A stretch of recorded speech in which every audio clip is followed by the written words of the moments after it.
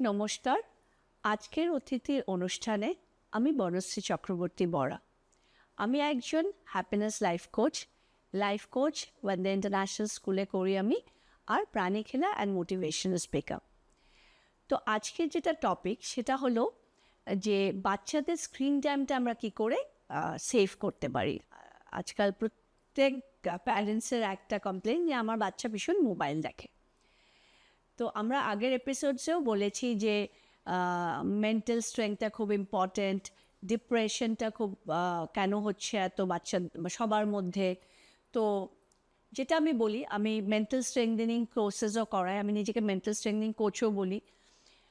Mental স্ট্রেংথটা কেন important জানেন? কারণ আমরা যে বলি না মন ভালো লাগছে না, কেন মন ভালো লাগবে না? মন তো আমাদের আন্ডারে। সিমিলারলি বাচ্চারা হলো ক্লেকে যে আমরা গড়ে গড়ে যে পুতুলটা গড়ে ওঠাই, সেটা হলো বাচ্চারা।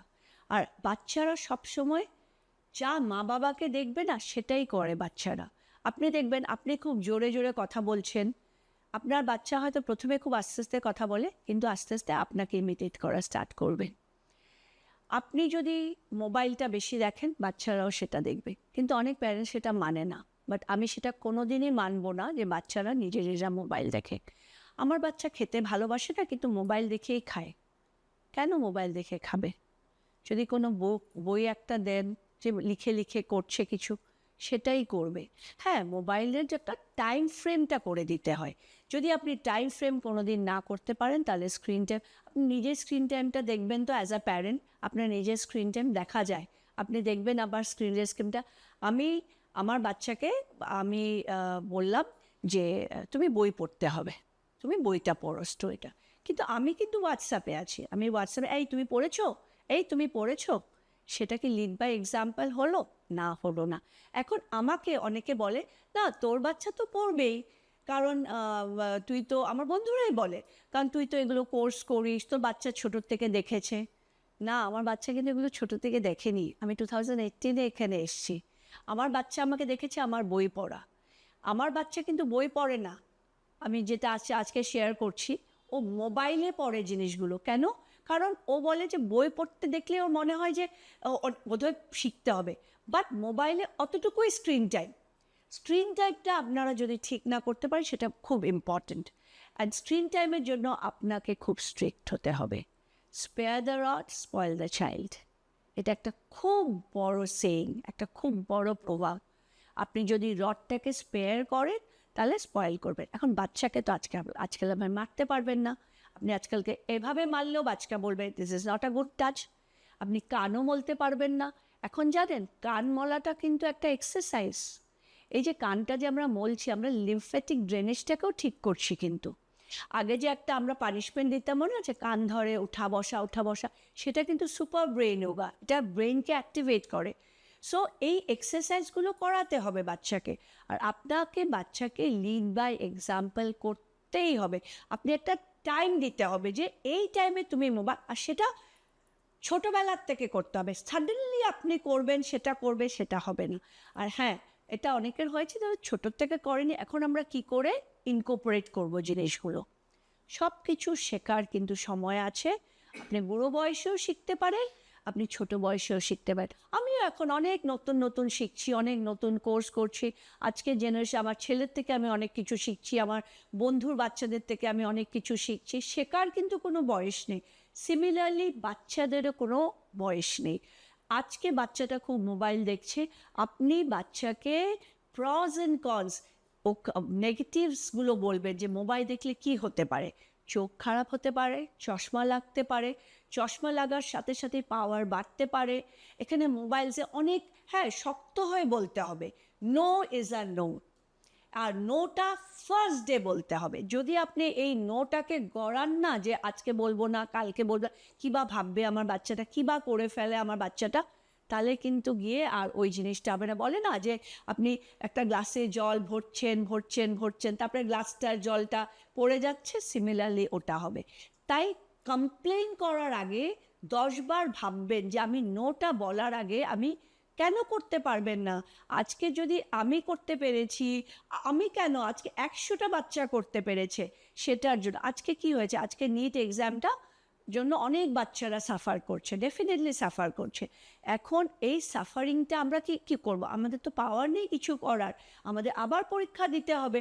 সেটা আমরা পজিটিভ ওয়েতে নেই যে ঠিক আছে, পরীক্ষাটা হয়তো আমার জন্য ঠিক ছিল না।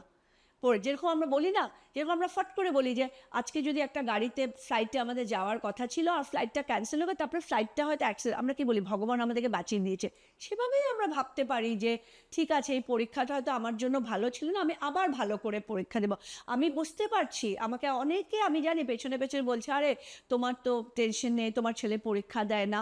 সেটা ব্যাপার না, আমার ছেলেরা দিতে পারে, কিন্তু আমি তো একজন টিচার, আমার অনেক স্টুডেন্টস পরীক্ষা দিচ্ছে, আমার অনেক স্টুডেন্ট মেন্টালি স্ট্রং হয়ে পরীক্ষা দিচ্ছে। যেটা আমি বলি যে বাচ্চাদেরকে মেন্টালি স্ট্রং করা, লাইফে জানেন সব কিছু আসবে যাবে, but mentally strong is very important. আপনি 100টা কোর্স করে ফেলেন, আপনি 100টা ওয়ার্কশপ করে ফেলেন, সেটা করছিল, আজকে এই ওয়ার্কশপ করছে, আজকে ওই ওয়ার্কশপ করছে, আজকে ওটা করে ফেলছে, ওটা করে ফেলছে, 100টা করুন, কোনো লাভ হবে না যদি আপনি মেন্টালি স্ট্রং না হন। বলে না too many cooks spoil the cooking.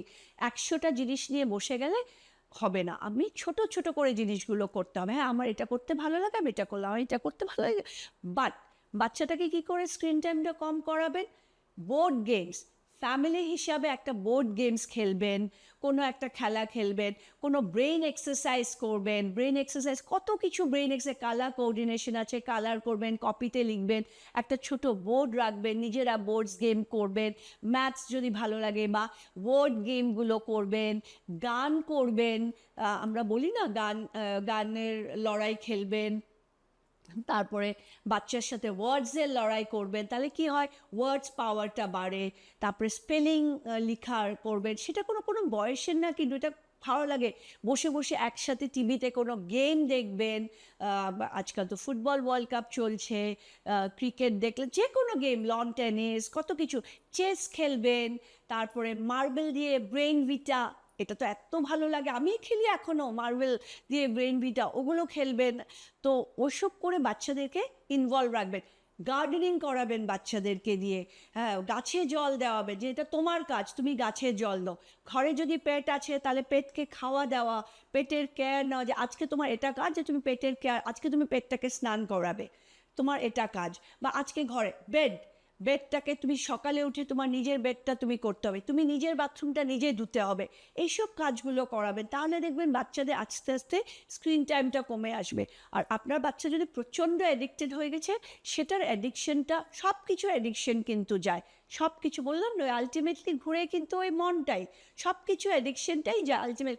তো অ্যাডিকশনটা কী করে, আস্তে আস্তে ওকে বাইরে নিয়ে কোথাও ঘুরতে যাবেন, একসাথে নিজের টাইম দেওয়ার চেষ্টা করবেন। মা বাবা হিসাবে আমাদের সবচেয়ে, বাচ্চারা কিন্তু নিজে ওপর থেকে পড়ে আসেনি, ওরা এসছে আমাদের জন্য। সো আমাদের রেসপন্সিবিলিটি ওদেরকে গড়ে ওঠার।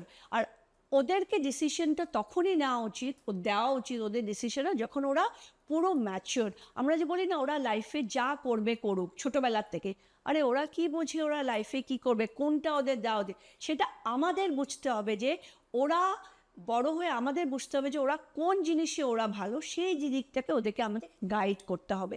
জোর জবরদস্তি না যে তোমাকে পড়তেই হবে, তুমি এটাতে করতে হবে, তুমি ইঞ্জিনিয়ারিং পেতেই হবে, তুমি ডাক্তার আর ইঞ্জিনিয়ার তো একটাই প্রফেশন না, অনেক প্রফেশন, স্কিল বেসড প্রফেশন, যেখানে আপনার স্কিলে কাজ করে, যেখানে আপনাকে কেউ রিপ্লেস করে। আজকাল দিনে এআই অনেক কিছু রিপ্লেস করছে, কিন্তু আপনাকে রিপ্লেস করতে পারবে না। আর এআই রিপ্লেস করছে যে জবগুলো, অনেক জব এরকম আছে যেখানে এআই এনহ্যান্স করছে, আপনি নিজে নতুন জিনিস শিখতে হচ্ছে।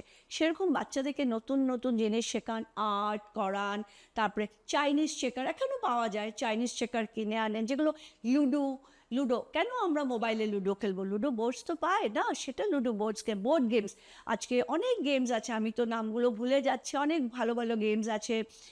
বা এই ব্যাংক কি করে চলে, পয়সা, সেটা আমি একটু নামটা ভুলে গেলাম। তো ওই গেমগুলো খেললে কি হয়, টাকার লেনদেনগুলো ভালো করে বুঝতে পারে। হ্যাঁ, তারপর ঘর আছে, ঘর বানানো গেমস আছে, লেগোস আছে, পাজলস আছে, পাজলস হলে ব্রেনটা অনেক ভালো হয়, সব বোর্ড গেমসগুলো খেলার চেষ্টা করুন। তারপর টাইম দেওয়ার চেষ্টা করুন। সবচেয়ে ইম্পর্টেন্ট কোথাও নিয়ে, যেখানে ওর যেতে ভালো লাগে ঘুরতে নিয়ে যান, অ্যাবান্ডেন্স কোথাও নিয়ে যান, পার্কে নিয়ে যান, বা কোনো ভালো সিনেমা আসলো একসাথে টাইমগুলো স্পেন্ড করুন। হ্যাঁ, আমি বুঝেছি অনেকের ভীষণ নিজের কাজ থাকে, তাই হেল্পারদের কাছে দিতে হয়, বাট স্যাটারডে সানডে বা সানডে তো আমরা একদিন অফ পাই না, তো অন্য কাজগুলো থাকুক বাচ্চাদের সামনে। এটা আমি অনেক দেখেছি, এরকম বাচ্চারা এসে কিছু জিজ্ঞেস করতে চাইছে না, পরে বলছি আমার কাজ আছে। না, বাচ্চাকে ওই টাইমটা দিন, কারণ ওই টাইমগুলো কোনো দিন ঘুরে আসবে না। আর না বলাটা না খুব ইজি, যে না ও করতে পারবে না, কিন্তু আমরা ওইটা নো করি না, কিন্তু যে বাচ্চা যদি কিছু চাইলেও আমরা ওইটা নো করি না, কিন্তু বাচ্চাটা করতে পারবে না ওটা বলাটা খুব ইজি। সব পারবে। ছোটোর থেকে যদি আপনি যোগা মেডিটেশন করেন, ওটা একটা মাসেল মেমোরি বাচ্চারা ঢুকায়, আর বাচ্চারা যখন ওটার অ্যাডভান্টেজটা বুঝে যান, ও ডেফিনেটলি করবে। হ্যাঁ, আপনি হয়তো ছোটোর থেকে করতে পারেননি, বাট এখনও কিন্তু টাইমটা শেষ হয়ে যায়নি। আর একটা বাচ্চা, একটা মা বাবার কাছে বাচ্চাটা সব সময় বড় ছোট, তাই বাচ্চাদেরকে ওদের নিজের মতো করে গড়ে ওঠে, বাট ওই সুন্দর করে গড়ে ওঠাটা আমরাই দেখতে হবে। তো এটা নিয়ে আমরা আরও কথা বলবো পরবর্তী এপিসোডে। আজকের জন্য এতটুকুই। আশা করি আপনাদের খুব হেল্প হবে, যেটা আমি বললাম। ধন্যবাদ, নমস্কার, আবার দেখা হবে।